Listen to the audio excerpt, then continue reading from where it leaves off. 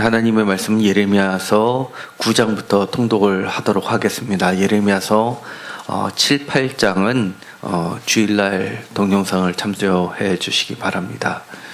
9장입니다.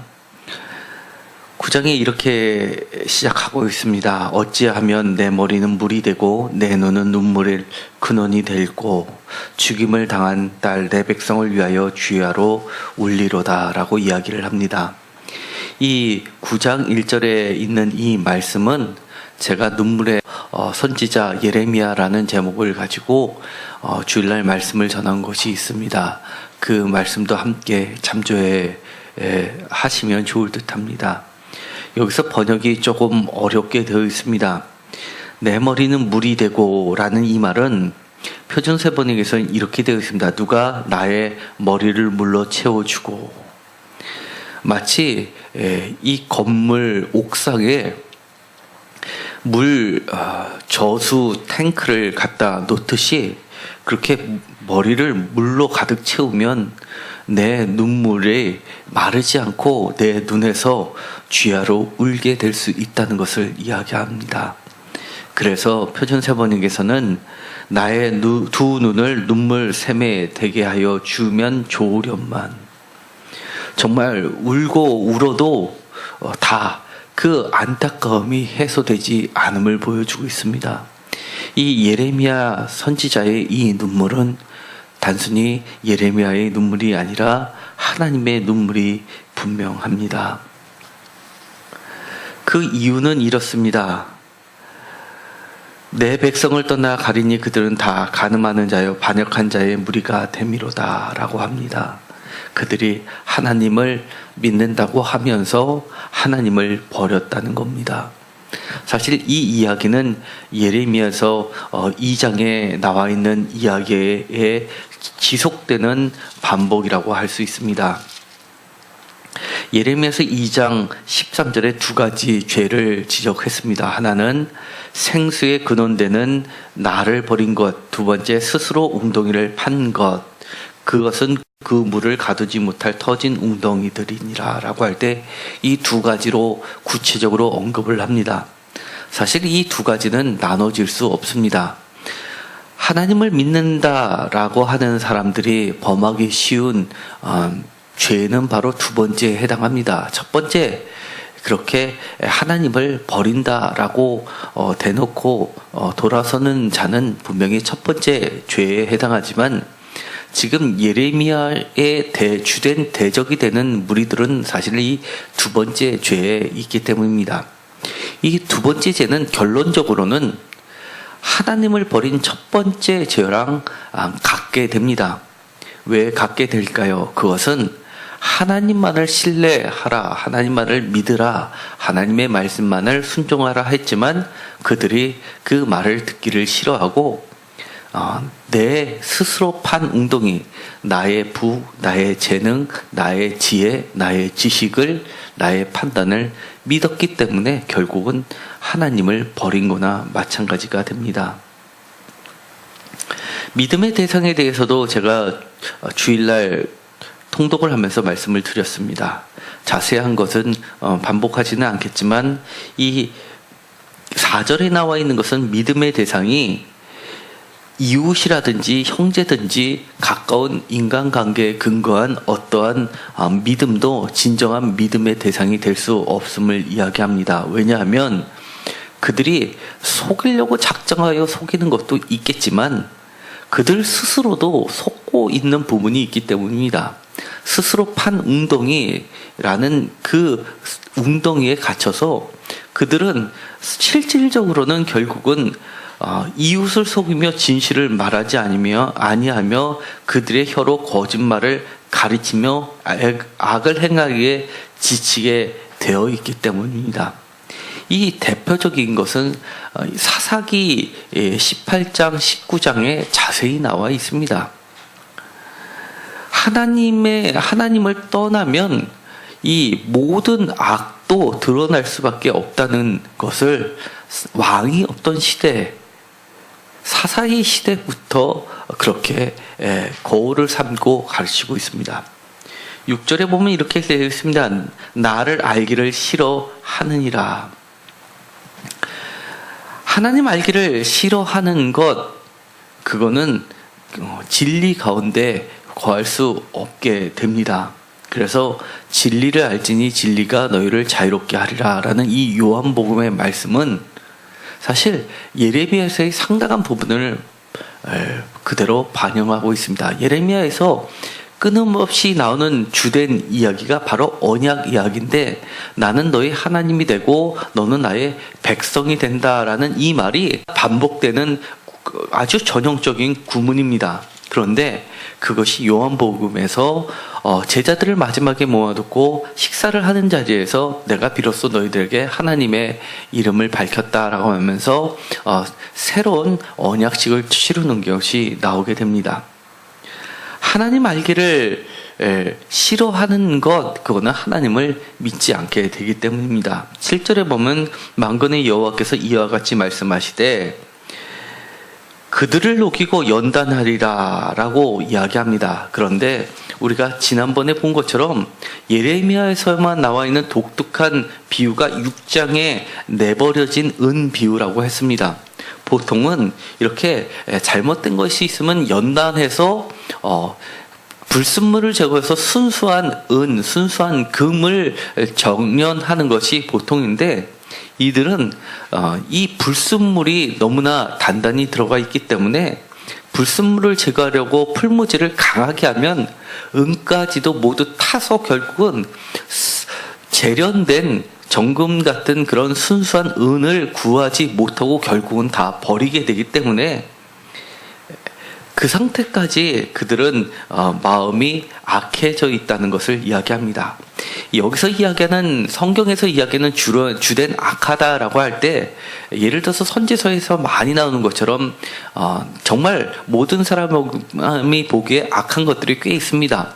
고아를 압제하는 것 대표적입니다. 정의를 굽게 하는 것 그렇습니다. 그런데 그거 못지않게 하나님이 악하다라고 하는 것은 하나님의 관계에서 멀어지는 것, 하나님 알기를 거부하는 그런 고든 것들, 굳은 마음들, 이것이 가장 큰 악이라고 이야기를 하는 겁니다. 그래서 세상 사람들은 사실 악이 뭐냐, 왜 그게 악이냐 라고 이야기할 수 있을 정도로 그렇게 이해되지 않는 부분이 있습니다. 하나님을 믿어야지만 비로소 이해되는 것들이 있다는 말씀입니다. 그래서 12절에 이렇게 이야기합니다. 지혜가 있어서 이 일을 깨달을 만한 자가 누구이며 여호와의 입의 말씀을 받아 선포할 자가 누구인가. 정말 탄식이 외쳐지게 됩니다. 이 말을 해도 자꾸 적들만 생기기 때문에 여호와의 입의 말씀을 받아 선포할 자가 사실은 없을 수밖에 없는 형편을 이야기를 하는 겁니다. 그래서 하나님께서는 이 예레미야에게 너는 나의 대언자다 라는 말을 하게 됩니다. 너는 나의 입이다 라는 그 표현이 너는 나의 대언자다 라고 하는 겁니다. 그 정도로 이렇게 깨닫는 것도 어렵지만 하나님의 말씀을 그대로 전하는 것도 어렵게 됩니다. 어떤 사람들은 이렇게 이야기합니다. 지혜가 있다는 사람, 그리고 사회에서 어느 정도 위치를 차지하고 있는 사람일수록 이런 말을 많이 합니다. 신앙이 중요하지 신학이 뭐가 중요하냐? 신학이 신앙을 망친다라고 하면서 비판하는 사람들이 많이 있습니다. 그러나 그것처럼 어리석은 말이 없습니다. 신학, 그것은 신앙이 있는 사람들이 다 신학을 하는 겁니다. 그리고 다 목회자들입니다. 하나님에 대한 열심으로 하나님을 더 깊이 알고자 하기 때문에 하나님의 말씀을 깊이 연구하는 사람들입니다. 오늘날의 학자라는 것은 여기 있는 것처럼 예레미야에서 보면 이 서기관의 붓과 같은 겁니다. 그렇기 때문에 서기관의 붓이 잘못되었을 때 하나님께서 그것을 강하게 질책하시는 겁니다. 그만큼 이 신앙은 신앙을 바르게 가게 해주는 아주 귀한 기능을 가지고 있습니다. 그런데도 불구하고 소위 지혜 있다는 사람들이 그렇게 허황된 망령된 말을 합니다.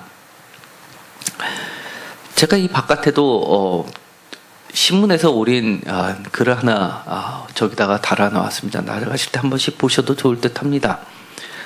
우리가 흔히 있는 신앙, 믿음이라는 것도 여러 종류의 믿음이 있습니다. 어떤 믿음을 우리가 추구할 것인가는 각자의 선택에 놓여 있다라고 많이들 이야기하지만 성경은 그렇게 이야기하지 않습니다. 어떤 믿음이냐라고 할 때 성경은 분명하게 하나님의 말씀에 근거한 믿음을 요청하고 있습니다. 하나님의 말씀에 근거한, 성경에 근거한 믿음이라는 것은 지금 예레미야서가 이야기하는 것처럼 하나님에 근거한 믿음입니다. 그렇기 때문에 이렇게 이야기를 하는 겁니다. 이 땅이 어찌하여 멸망하며 광야같이 불타서 지나가는 자가 없게 되었느냐.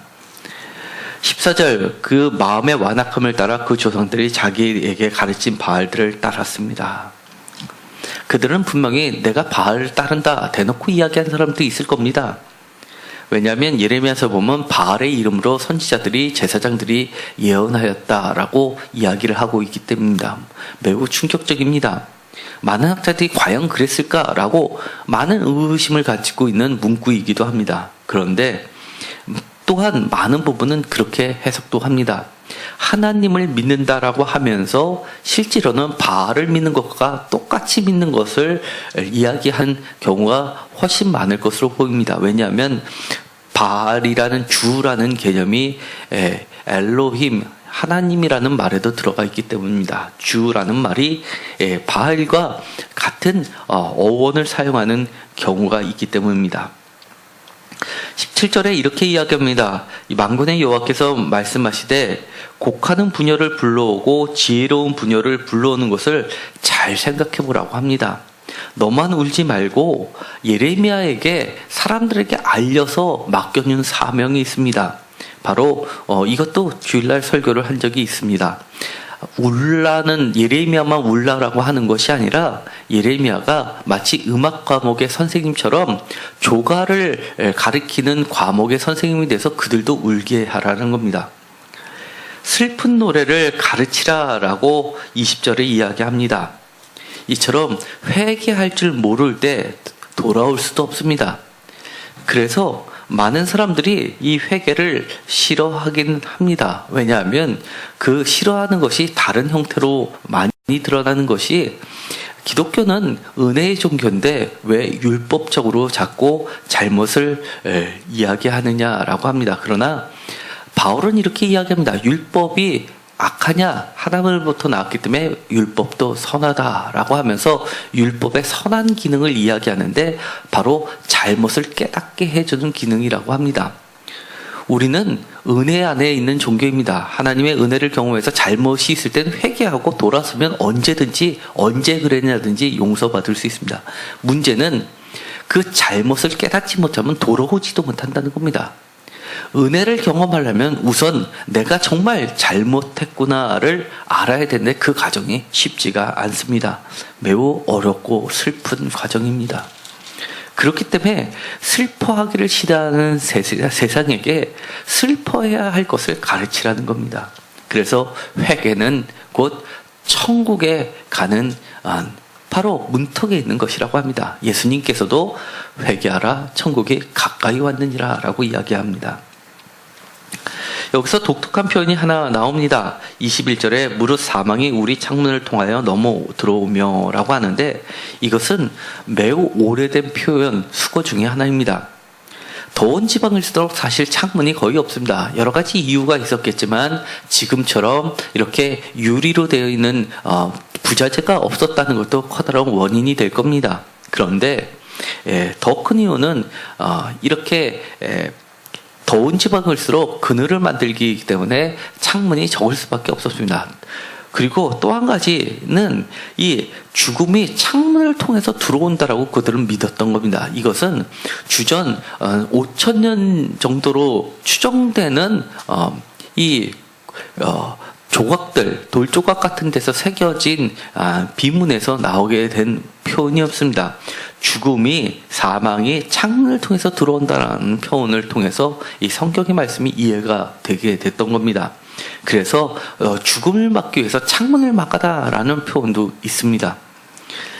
실제로 도둑은 창문을 통해서 많이 들어갔다고 합니다. 그렇기 때문에 이처럼 창문을 통해서 이 나쁜 것들이 들어온다라고 했던 표현들이 들어가 있습니다. 여기서 말하는 사망이 우리 창문을 통하여 넘어 들어오며 우리 궁실에 들어오며 라고 하는 표현은 이처럼 이 하나님의 심판이 곧 닥칠 것을 이야기를 하는 겁니다. 예레미야서에 보면 이 왕들을 비판할 때 이렇게 이야기합니다. 이 창문을 백학명으로 꾸몄다라는 호화스럽게 치장해 놓은 것을 말을 합니다. 그러나 그렇게 아무리 화려하게 꾸몄다 하더라도 죽음과 심판은 면하지 못한다는 것을 이야기합니다. 23절에 보면 중요한 말이 나옵니다. 지혜를 자랑하지 말라, 용맹을 자랑하지 말라, 부함을 자랑하지 말라. 자랑하는 자는 이것으로 자랑할지니 다 같이 읽겠습니다. 곧 명철하여 나를 아는 것과 나 여호와는 사랑과 정의와 공의를 땅에 행하는 자인 줄 깨닫는 것이라. 나 이는 이 일을 기뻐하노라. 여호와의 말씀입니다. 하나님께서 기뻐하시는 것, 이거는 매우 중요한 겁니다.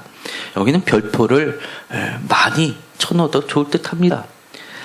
우리는 지혜를 자랑하지 말고 용맹을 자랑하지 말고 부함도 자랑하지 말고 하나님을 아는 것, 그리고 나 여호와는 사랑과 정의와 공의를 땅에 행하는 자인 줄을 깨닫는 것, 그런 것들을 자랑하게 되기를 간절히 원합니다.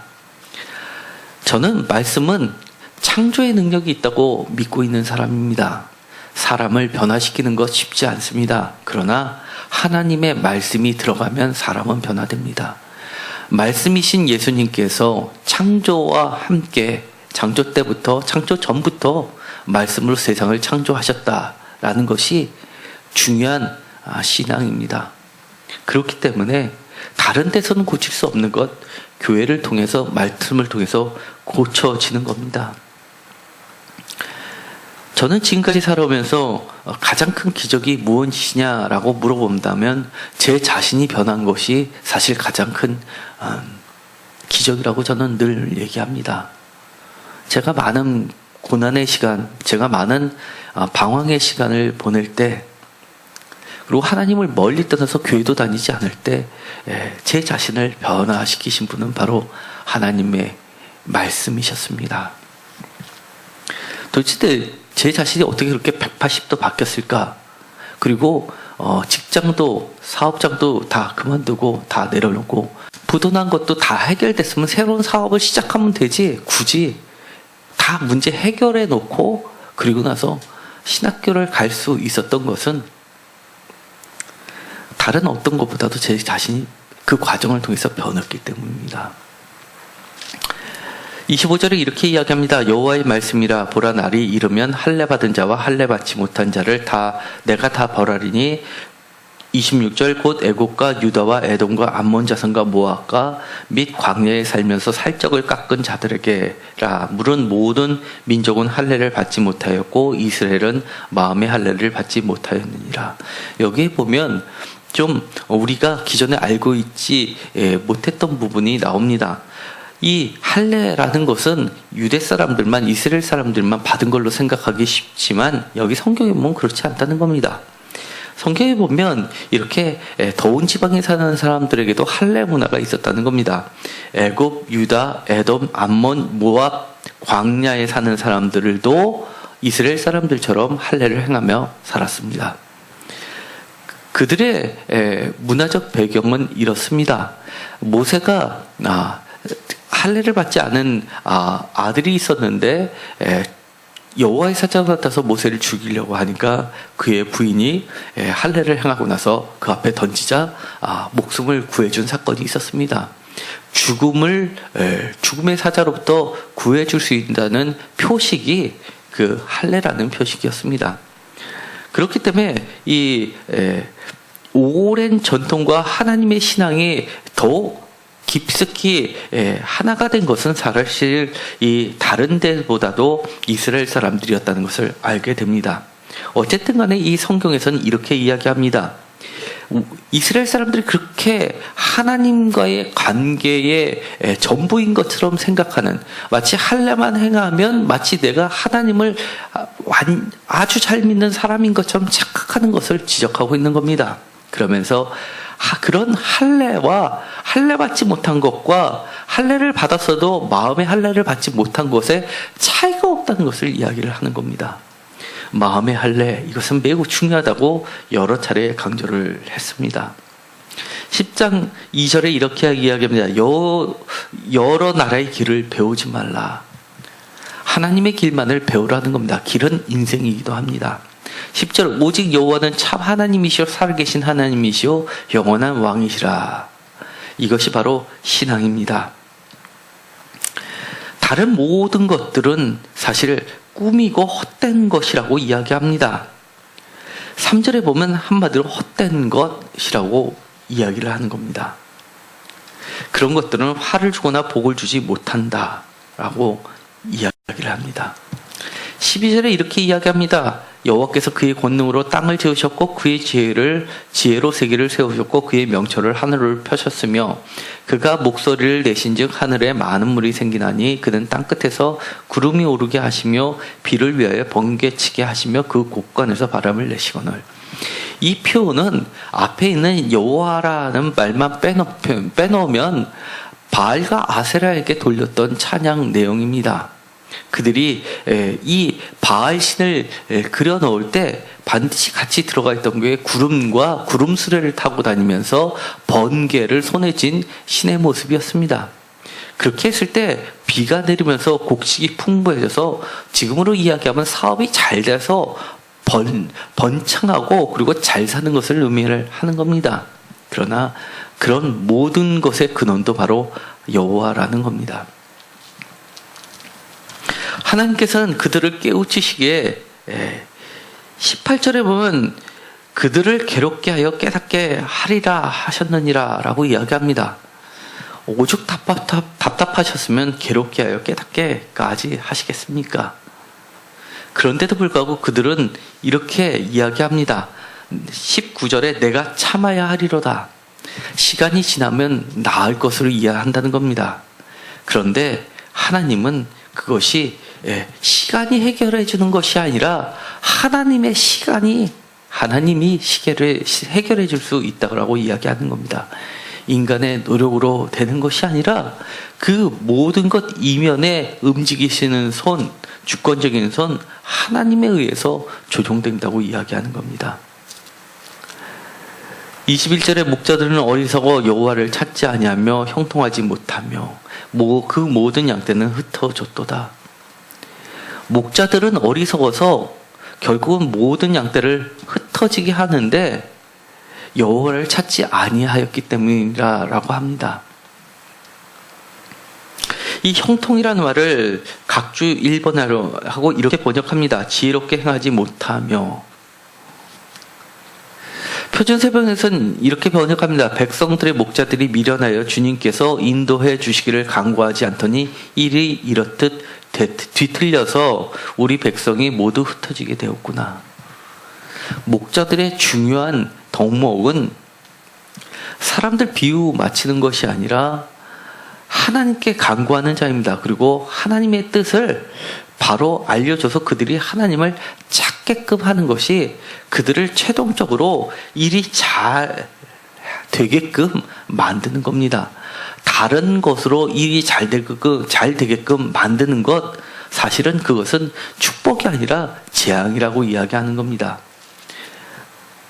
그들로 스스로의 용맹을 자랑하게 만들고 스스로의 지혜를 자랑하게 하고 스스로의 부함을 자랑하게 하면 결국은 하나님으로부터 복이 끊어진다고까지 이야기하는 겁니다. 23절에 그의 고백이 나옵니다. 여호와여 내가 알거니와 사람의 길이 자신에게 있지 아니하며 걸음을 지도함이 걷는 자에게 있지 아니하니이다. 여호와여 나를 징계하옵시되 너그러이 하시고 진노로 하지 마옵소서. 주께서 내가 없어지게 하실까 두려워하나이다. 25절 주를 알지 못하는 이방 사람들과 주의 이름으로 기도하지 아니하는 족속들에게 주의 분노를 부으소서. 한마디로 주님의 진노대로 하지 말아달라고 간곡히 애원합니다. 11장의 주된 이야기는 바로 언약입니다. 하나님께서 맺으신 언약을 기억해 달라는 겁니다. 하나님께서 기억하시는 그 언약은 우리들도 하나님과 맺었던 그 언약을 기억할 때만이 하나님은 그 언약을 또한 기억해 주십니다. 3절의 언약, 4절의 언약, 5절의 언약, 6절의 언약, 그리고 8절의 언약, 10절의 언약, 이렇게 끊임없이 언약의 이야기를 합니다. 이 언약과 끊임없이 이야기하는 것이 있습니다. 순종, 명령, 듣다, 따르다, 이런 것들입니다. 3절에도 언약의 배를 따르지 않는 자는 저주를 받을 것이니라. 그 다음에 4절에도 내 목소리를 순종하고 나의 모든 명령을 따라 행하라. 그리하면 너희는 내 백성이 되겠고 나는 너희의 하나님이 되리라. 이처럼 너희는 내 백성이 되겠고 나는 너희의 하나님이 되리라 라는 이 공식적인 명구는 언약을 체결하는 공식 문구입니다. 그러면서 7절에도 이 6절의 언약을 이야기하면서 이야기하는 것이 순종하라입니다. 그것을 간절히 애굽 땅에서 인도해낸 날부터 오늘까지 간절히 경계하며 끊임없이 경계하기를, 이것은 여러 번 강조해도 지나침이 없다는 이야기입니다. 그런데도 귀를 기울이지 아니하고 그 악한 마음에 완악한 대로 행하였다라고 8절에 고발합니다. 9절에도 내 말 듣기를 거절한 자라는 이야기가 나오게 됩니다. 결국은 하나님께서는 11절에 이렇게 얘기합니다. 그들이 내게 부르짖을지라도 내가 듣지 아니할 것인즉. 다시 한번 14절에 반복합니다. 내게 부르짖을 때 내가 그들에게서 듣지 아니하리라. 심지어 내가 그들이 나에게 부르짖을 때 나는 그들에게 등을 보여주겠다라고 이야기까지 합니다. 예레미야서 14장 11절에는 너는 이 백성을 위하여 복을 구하지도 말라라고 합니다. 12절 그들이 금식할지라도 내가 그 부르짖음을 듣지 아니하겠고 번제와 소제를 드릴지라도 내가 그것을 받지 아니할 뿐 아니라 라고까지 이야기합니다. 얼마나 무서운 이야기입니까?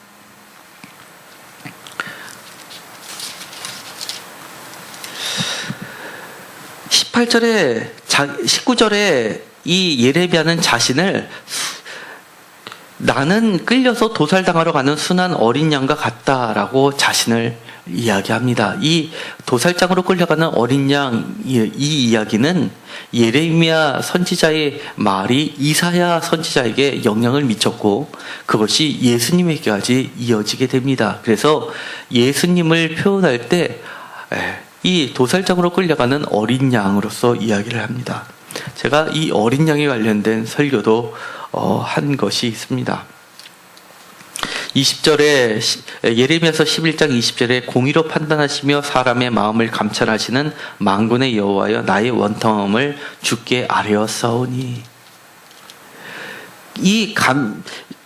사람의 마음을 감찰하시는 하나님에 대한 이 이야기는 시편 44편 21절에 나오는 이야기이기도 하고 예레미야에서 계속 반복되는 이야기이기도 합니다. 예레미야서 17장 9절에도 이 이야기가 그대로 반영이 되어 있습니다. 17장 9절에 이렇게 되어 있습니다.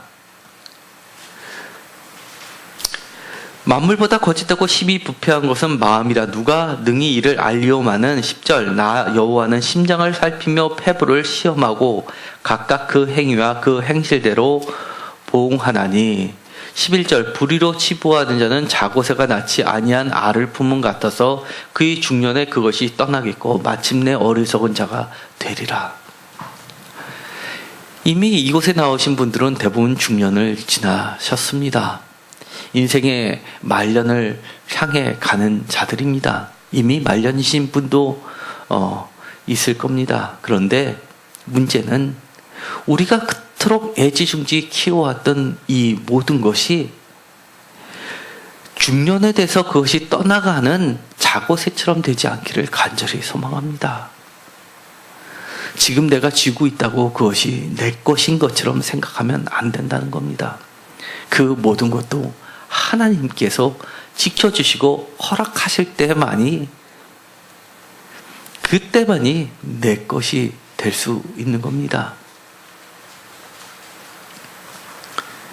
그렇기 때문에 하나님께서는 이렇게 이야기를 하는 겁니다. 12장 6절에 보면 믿음의 대상에도 내 형제와 아버지의 집이라도 너를 속이며 내 뒤에서 크게 외치냐니 그들이 내게 좋은 말을 할지라도 너는 믿지 말지니라 라고 합니다. 믿음의 대상이 오직 하나님께만이라고 이야기를 하는 겁니다.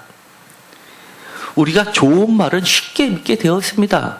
위로하는 말도 귀에 잘 들리게 되어 있습니다. 그러나 그 모든 건 믿지 말라는 겁니다.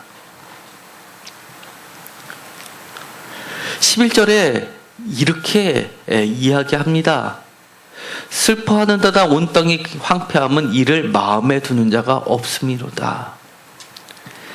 지금 중한 병이 들었는데도 그것을 중하다 이야기하지 않고 괜찮아 라고 하는 것들, 하나님이 고난을 주셨는데도 깨닫지 않는 것들, 하나님께 마음을 두지 않는 것이 바로 그것이 진정한 슬픔이어야만 합니다. 그래서 슬픔을 가르치라고 하는 겁니다. 우리가 예배를 드리러 올 때 하나님을 기쁘시게 해드리는 것이 경배고 경외라면, 다른 말로 표현하면 우리가 하나님의 감정 그대로를 우리도 갖고 있는 것입니다. 하나님이 기뻐하시는 일에 우리도 함께 기뻐하고, 하나님이 슬퍼하신다면 우리도 같이 슬퍼해야 되는 겁니다. 9절에 보면 매우 독특한 비유 하나가 나오게 됩니다. 내 소유가 내게 대하여는 문이 있는 매가 아니냐, 매들이 그것을 에워싸지 아니하느냐, 너희는 가서 들짐승들을 모아다가 그것을 삼키게 하라. 매우 어려운 비유입니다. 문이 있는 매가 무엇일까요?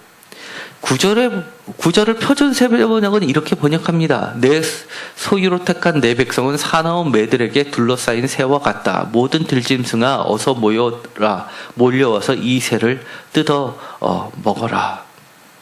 특별히 알록달록한 이 매는 눈에 띄기가 쉽습니다. 우리가 흔히 매를 시골에서 본 적이 있습니까? 굉장히 주변의 색깔하고 비슷하게 되어 있습니다. 그렇기 때문에 다른 새들이 잘 감지를 못합니다. 어떻게 보면 슬쩍 보면 가지 같기도 하고 그런 그저 산 같기도 하고 눈에 띄는 색깔이 아니고 매우 흐리멍텅한 색깔입니다. 그런데 무늬가 있는 매입니다. 이 무늬가 있는 매는 눈에 잘 띕니다. 눈에 잘 띈다는 이야기는 숨지를 못하고 다른 것들의 공격의 대상이 될 수 있다는 겁니다. 그리고 먹이도 쉽게 잡지 못한다는 겁니다. 무늬를 보고 도망가기 때문입니다. 그래서 이 아무리 사나운 매라 하더라도 무늬가 있고 알록달록한 그 매는 다른 매들의 공격 대상이 됩니다. 이 내 소유로 택한 내 백성은 자기 자신이 매라고 생각할지는 모르지만, 나는 강하다라고 생각할지는 모르지만, 그리고 알록달록하게 화려하게 장식했을지는 모르지만, 그러나 다른 사나운 매들에게 둘러싸여서 공격 대상이 될 수 있다는 겁니다. 그렇기 때문에 그들이 이제는 다른 것들의 공격을 받는 대상이 되고 말았다는 겁니다. 하나님을 잘 믿었을 때 다윗 왕 같을 때는 다른 여러 주변 국가를 지배하는 패권을 누렸습니다. 그러나 지금은 여러 곳으로부터 공격당하는 정말 무늬 있는 매가 돼버리고 말았습니다. 그 이유 하나, 11절에 마음에 두는 자가 없기 때문입니다. 14절에 하나님께서 이렇게 이야기합니다. 뽑아버리겠고 15절을 뽑아낸 후에, 그리고 17절에 뽑으리라, 뽑아 멸하리라. 이것도 제가 예레미야서 1장을 할 때 한번 설교를 한 적이 있습니다. 뽑다, 심다, 세우다, 이 모든 것은 하나님의 주권을 나타낸다고 말씀을 드렸습니다. 심판을 이야기하기도 한다고 말씀을 드렸습니다. 13장에 허리띠 이야기를 하십니다. 이것은 예레미야서 4장 4절에 있는 내 백성을 하여서 너는 내 소유다, 내게 속했다라는 말하고 묶어서 제가 설교 말씀을 한 적이 있습니다. 유브라데로 가서 물가의 띠를, 배로 된 띠를 감추라고 합니다. 다시 꺼내보니까 그 띠가 썩어서 쓸 수 없게 됐습니다. 왜냐하면 주로 그 당시에 띠는 식물로 낸 배로 만든 띠를 했는데 물속에 잠겨두니까 그게 쉽게 썩어져서 끊어지기 때문에 띠로 쓸 수 없기 때문입니다. 여호와의 말씀이 11절에 나타납니다. 띠가 사람의 허리에 속한 같이 내가 이스라엘 온 집과 유다 온 집으로 내게 속하게 하여 그들로 내 백성이 되게 하며 내 이름과 명예와 영광이 되게 하려 하였으나 그들이 듣지 아니하였느라. 순종하지 않으면 이렇게 된다는 이야기입니다. 순종하라는 것은 멍해를 주려고 하는 것이 아니라 그것이 내게 속하게 하기 위해서라는 겁니다. 그런데도 그들은 멍해다라고 하면서 멍에 매기를 싫어한다고 했습니다. 예수님은 반대로 나의 멍에는 쉽고 가벼우니라고 이야기합니다. 12절에 우리가 어찌 알지 못하리요? 그들의 태도를 그렇게 이야기합니다. 자기들은 다 안다는 겁니다. 너가 설명 굳이 안 해도 나는 다 아는데 왜 자꾸 가르치려고 하느냐라고 이야기합니다. 하나님께서 하나님의 대언자를 통해서 말씀을 전하는데 하나님의 말씀을 입에 담아서 너는 내 입이 될지어라 라고 해서 말을 선포하는데 내가 너보다 더 똑똑하고 내가 더 지혜가 있고 내가 더 하나님을 잘 섬기는데 이것들을 네가 하나님의 말씀을 가르치지 않아도 우리도 다 아는데 더 이상 이야기하지 말라라고 합니다. 그런데 하나님께서는 이 12절부터 나오는 말씀 매우 독특한 이 비유를 말씀하십니다. 이스라엘 하나님 여호와의 말씀에 모든 가족 부대가 포도주로 차리라. 모든 가족 부대가 포도주로 차리라 라는 것은 이거는 수고입니다. 속담이었습니다. 추수를 할 때 그들이 포도를 딴 다음에 포도주 틀에서 발로 밟고 포도주를 만든 다음에 그것을 새로운 가족 부대에 열심히 다듬고 곡간에 드리고 이런 즐거운 광경을 상정하면서 그리고 그때 그 축제 때 이런 속담들을 했던 겁니다. 모든 가족 부대가 포도주로 찬다라고 했습니다. 그런데 그렇게 될 줄 우리가 안다라고 하면서 이 가족 부대를 많이 만들어 놓았을 겁니다. 추수 때가 곧 되니까 그거를 채우기만 하면 될 거라고 생각을 했을 겁니다. 예측 가능하다. 미래도 어느 정도 계산하면 나오고 오늘까지 이 정도 인풋이 들어갔으니 아웃풋이 나올 것이다. 철저한 계산에 의해서 온갖 기법을 동원해서 그 결과치를 예측 가능하고 불확실은 제거됐다라고 이야기할 겁니다. 그런데 한 가지 중요한 것을 그들은 놓쳤습니다. 가장 확실한 상수, 불확실한 변수가 아니라 가장 확실한 상수, 하나님을 빼고 나서 계산한 것은 그것은 상수가 아니라 변수가 돼버리고 맙니다. 그러면서 이렇게 이야기합니다. 모든 가족 부대가 포도주를 찰 줄을 너희들이 알았느냐?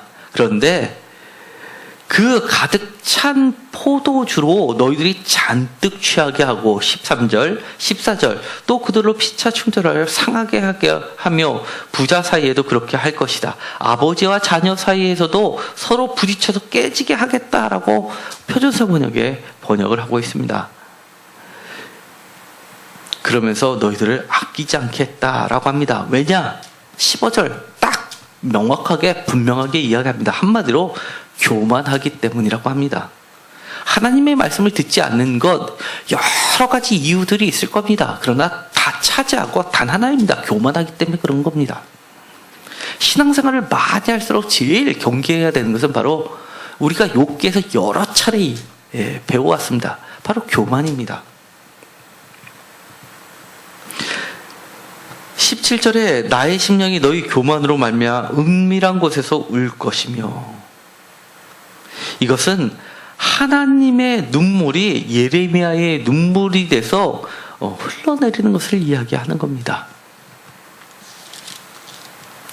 그러면서 25절에 이야기합니다. 거짓을 신뢰하는 까닭이라. 그래서 나를 잊어버렸다라고 이야기합니다. 하나님을 잊어버리는 것, 너희들은 하나님을 잘 믿으려고 애쓴다고 말은 할지 모르지만 결론적으로는 하나님을 잊어버리게 되는 것은 거짓을 믿음의 대상으로 삼았기 때문이라는 겁니다. 거짓이 그럼 무엇입니까? 우리가 하는 거짓말만 거짓입니까? 나쁜 짓 하는 것만 거짓입니까? 아닙니다. 하나님 외에 그 어떤 것을 하나님보다 높이 가치에 두는 것, 그것이 바로 거짓입니다. 성경은 그렇게 강조를 하는 겁니다.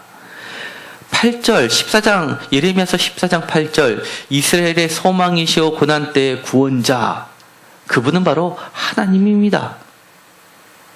그런데도 불구하고 그들이 고난을 진짜 당하자 부르짖습니다. 9절 어찌하여 놀란 자 같으시며 구원하지 못하는 용사 같으시니까. 하나님은 너희들의 교만 때문에 내가 듣지 않겠다고 이미 선언하셨습니다.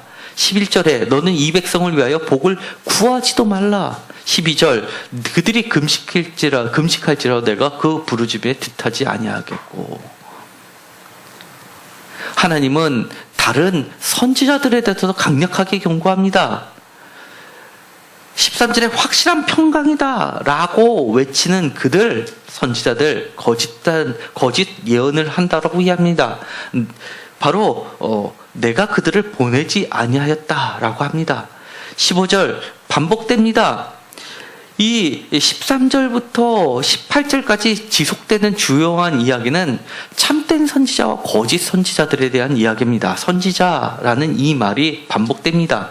13절에 선지자, 그리고 14절에 선지자, 예언, 그리고 또 14절에도 예언, 15절에도 예언, 그 다음에 15절에 선지자, 그 선지자, 그 다음에 18절에도 선지자라는 말이 나옵니다.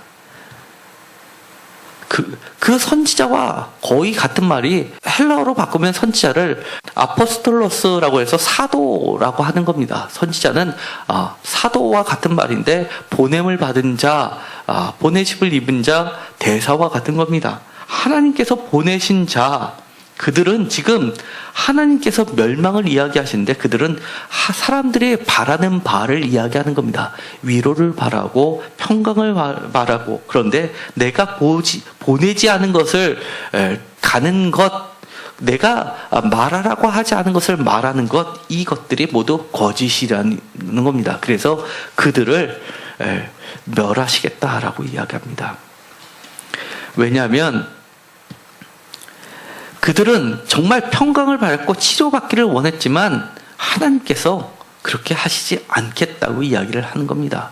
중한 상처를 주겠다라는 겁니다. 지금은 중한 상처가 봤을 때는 일단 눈물을 흘릴 때라는 겁니다. 15장에 한마디로 하나님의 상태를 이야기합니다. 6절에 이것은 제가 처음에 읽었을 때 너무 충격을 받았던 말씀이기도 합니다.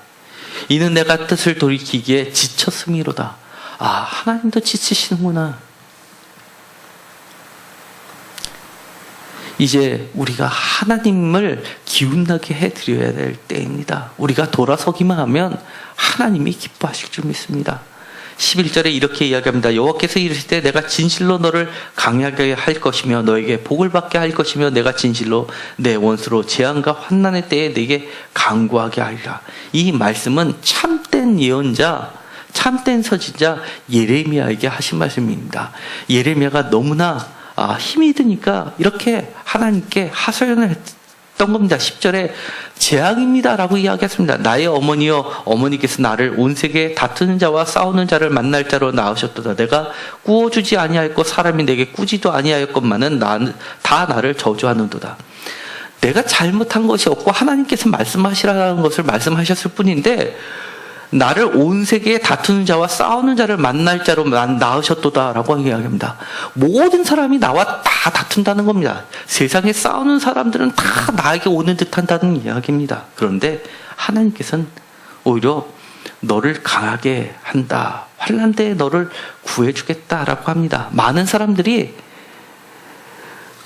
하나님께 구원자라고 금식을 해도 듣지 아니하시는데 오히려 예레미야는 지쳐 쓰러졌을 때 그를 위로해 주십니다. 예레미야의 신앙 고백이 우리의 신앙 고백이 되기를 간절히 원합니다. 16절입니다. 다 같이 읽겠습니다. 만군의 하나님 여호와시여 나는 주의 이름으로 일컬음을 받은 자라. 내가 주의 말씀을 얻어 먹었사오니 주의 말씀은 내게 기쁨과 내 마음의 즐거움이오나. 17절 내가 기뻐하는 자의 모임 가운데 앉지 아니하며 즐거워하지도 아니하고 주의 손에 붙들려 혼자 앉았사오니 이는 주께서 분노로 내게 채우셨음이니이다.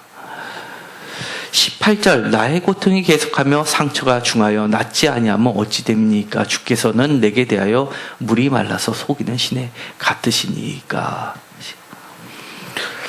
정말 예레미야의 고백이라고 아니할 수가 없습니다. 우리도 이런 고백이 되기를 바랍니다. 주의 이름으로 일컬음을 받았기 때문에 주의 말씀을 얻어먹었사오니 그것이 나의 기쁨이 되기를 바랍니다. 때로는 그것이 주의 손에 붙들려서 기뻐하는 자와 분리될지라도 그럼에도 불구하고 나는 주의 말씀을 계속해서 얻어먹고 주의 말씀 때문에 기쁨을 삼게 되기를 간절히 소망합니다. 왜냐하면 19절에 너는 나의 입이다. 너는 나의 대변자다 라고 이야기하시기 때문입니다.